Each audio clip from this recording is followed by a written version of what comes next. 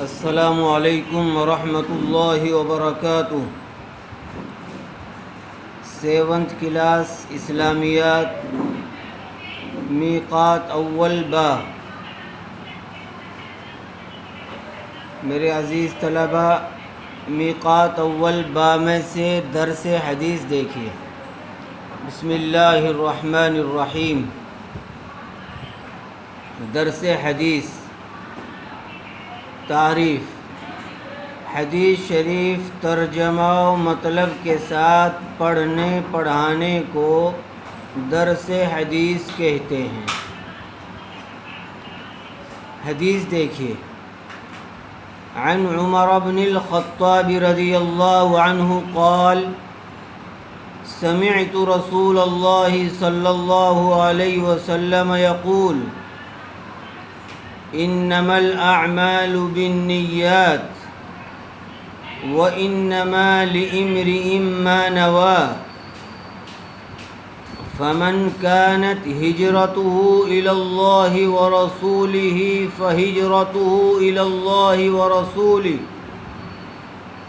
ومن كانت هجرته لدنيا يصيبها او امرأة يتزوجها فَهِجْرَتُهُ إِلَى مَا هَاجَرَ إِلَيْهِ۔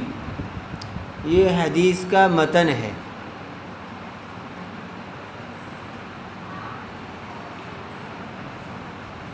اب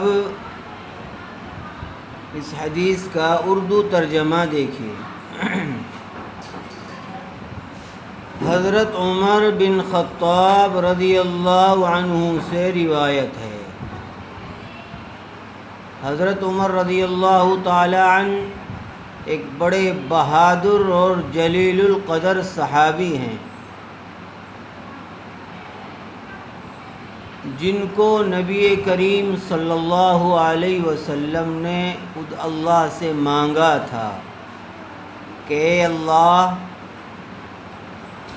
ابو جہل اور عمر ان دونوں میں سے کسی ایک کے ذریعے سے اسلام کو قوت عطا فرما، چونکہ یہ دونوں بڑے بہادر تھے اور اس وقت دونوں ہی اسلام کی مخالفت میں کھڑے ہوئے تھے۔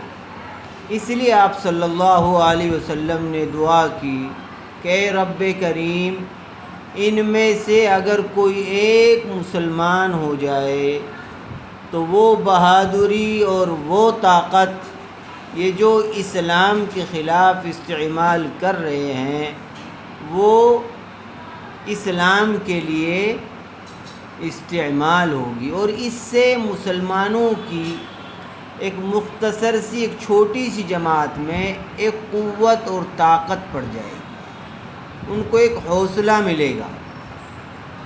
تو نبی کریم صلی اللہ علیہ وسلم کی یہ دعا ان دونوں میں سے یعنی ابو جہل اور عمر ابن خطاب، ان دونوں میں سے حضرت عمر ابن خطاب کے متعلق قبول ہوئی اور ان کو اسلام کی توفیق ہو گئی۔ تو اسلام لانے کے بعد ان کی بڑی قربانیاں ہیں، اسلام کے لیے بڑی محنت ہے۔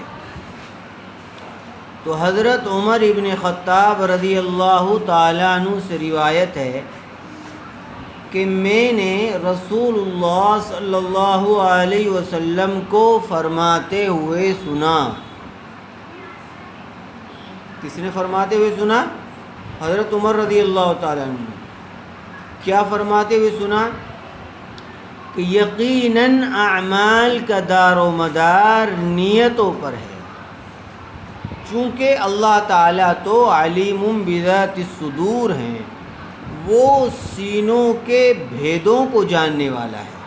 ابھی جو چیز اس کی زبان پر جاری نہیں ہوئی، اس کے کانوں نے اس کو نہیں سنا ہے، ابھی وہ خیالات اس کے دل و دماغ کے اندر تیار ہو رہے ہیں، اللہ تعالیٰ تو ان خیالات اور اعمال کی نیتوں سے بھی واقف ہے کہ یہ جو عمل کرنے جا رہا ہے اس سے چاہتا کیا ہے۔ اس لیے کہ انسان اپنے ظاہری اعمال کی بنیاد پر انسانوں کو دھوکہ دے سکتا ہے کہ بظاہر وہ اعمال نیک معلوم ہوتے ہوں، لیکن وہ ان اعمال کے ذریعے سے اپنا کوئی دنیاوی مقصد چاہتا ہو،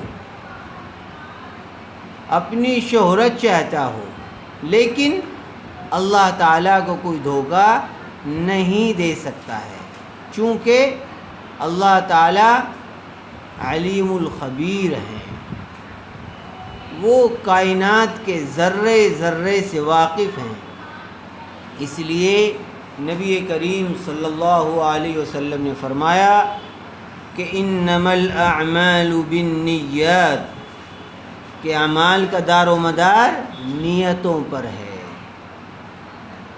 جیسی نیت ہوگی ویسا اس کا بدل ملے گا۔ کوئی چاہے کہ وہ عمل بظاہر نیک ہو اور اس کے ذریعے سے اس کا دنیا میں کچھ بھی مقصد ہو اور اس کے ذریعے سے وہ اللہ کی رضا اور خوشنودی حاصل کر لے گا، ایسا ہو ہی نہیں سکتا ہے۔ اس لیے اپنی نیتوں کو درست کرنے کی ضرورت ہے۔ اللہ کے رسول فرما رہے ہیں کہ اعمال کا دار و مدار نیتوں پر ہے۔ وَإِنَّمَا لِإِمْرِئٍ مَّا نَوَىٰ، اور آدمی کے لیے وہ ہے جس کی اس نے نیت کی، جیسی نیت کرے گا ویسا بدلہ ملے گا۔ فَمَنْ كَانَتْ هِجْرَتُهُ إِلَى اللَّهِ وَرَسُولِهِ فَهِجْرَتُهُ إِلَى اللَّهِ وَرَسُولِهِ، چنانچہ جس شخص کی ہجرت اللہ اور اس کے رسول کی طرف ہو تو اس کی ہجرت اللہ اور اس کے رسول کی طرف ہے۔ ہجرت کہتے ہیں ایک جگہ سے کسی دوسری جگہ منتقل ہو جانے کو، رہائش اختیار کر لینے کو۔ اس وقت ایک بڑا مسئلہ پیش آیا کہ مکہ کے اندر نبی کریم صلی اللہ علیہ وسلم اور مسلمانوں نے 13 سال تک مسلسل محنت کی، لیکن وہاں حالات ایسے نہ ہو سکے کہ دین پر آزادی سے عمل کیا جا سکے، بلکہ بڑی پریشانیاں اور تکالیف ان 13 سالوں میں پہنچتی رہی، تو بالآخر پھر مکہ چھوڑنے کا فیصلہ کیا گیا اور مدینہ ہجرت کرنے کا ارادہ کیا۔ اس سے پہلے دوسری جگہوں پر بھی ہجرت کی گئی، جیسے کہ آپ کو اس سے پہلی اسلامیات کی کلاس میں بتلایا گیا کہ ملک حبشہ وغیرہ کی طرف ہجرت کی گئی۔ تو اب جب ہجرت کی جا رہی ہے تو جس کی نیت جو اللہ اور اس کے رسول کے لیے ہجرت کر رہا ہے، یعنی اللہ اور اس کے رسول کے حکم کو پورا کرنے کے لیے، تو اللہ کے رسول فرما رہے ہیں کہ اس کی ہجرت انہی کی طرف ہوگی، یعنی اس کے اس صحیح مقصد پر اس کو اجر ملے گا۔ اور وَمَنْ كَانَتْ هِجْرَتُهُ لِدُنْيَا يُصِيبُهَا أَوْ امْرَأَةٍ يَتَزَوَّجُهَا، اور جس شخص کی ہجرت دنیا حاصل کرنے کے لیے ہو، اس کی کوئی دنیاوی غرض ہو، یا عورت سے شادی کرنے کے لیے ہو کہ وہ وہاں جائے گا تو فلاں سے جو ہے نکاح کر کے شادی کر لے گا، تو اللہ کے رسول فرما رہے ہیں فَهِجْرَتُهُ إِلَى مَا هَاجَرَ إِلَيْهِ، تو اس کی ہجرت اسی کی طرف ہوگی جس کی طرف اس نے ہجرت کی، یعنی جیسی نیت ہوگی ویسا اس کا بدل ملے گا۔ اس لیے نیت کو درست کرنے کی ضرورت ہے۔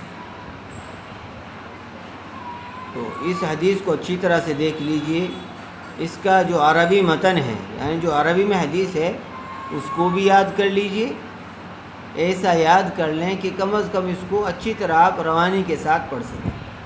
میں حفظ یاد کرنے کی بات نہیں کر رہا ہوں، لیکن کم از کم اتنا یاد کر لیں کہ آپ عربی متن کو پڑھ سکیں، اور پھر اس کا ترجمہ اچھی طرح سے یاد کر لیجئے، ذہن نشی کر لیجئے۔